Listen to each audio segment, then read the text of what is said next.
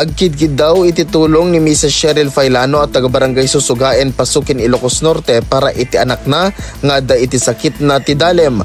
Kuna ni Mrs. Cheryl, 9 months pa ilaing ti anak na ket agsagsagaban iti kastoy ken naidalanen iti liver biopsy iti napalpalabas a bulan. Imbatad na asaan na makarwar ti fluid manipod iti dalem tubing iso adi makkel ti tiyan na ken nagsabali iti maris ti kudilnan.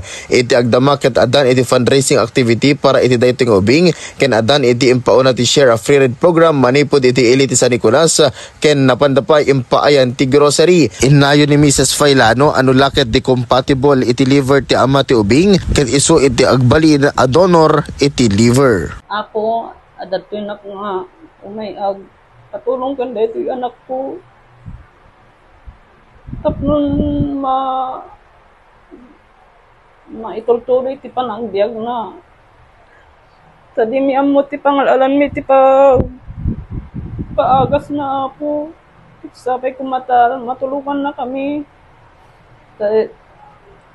Jak nga kaya nga maawan dito yung anak ko. Maawan ti pigsak no, maawan dito yung anak ko. Ket dakay ko mati mangtulang kada kami nga mang paagas no addaman tinaayat ti panagpuspuson na nga mangtulong ket dapat ti apo ti mang subad ti kinasaya at yo kadagiti mga yat amang ted iti tulong mabalin kayo amang ted babaen iti GCash ken gastapayen umay kayo ditoy station 99.5 IFM Lawag mga idol. Para iti IFM News, Idol Lawrence Corpus Martinez, tatak aremen.